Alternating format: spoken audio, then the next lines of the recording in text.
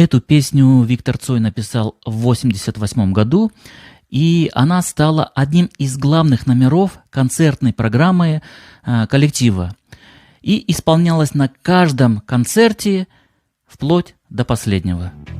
Струн, провода, ток по рукам, телефон во все голоса говорит: пока,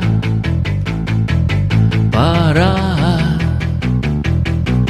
И пальто на гвозде, шарф в рукаве и перчатки в карманах шепчут: подожди до утра, до утра.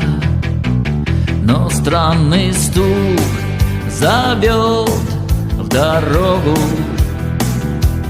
Может, сердце, может, стук в дверь.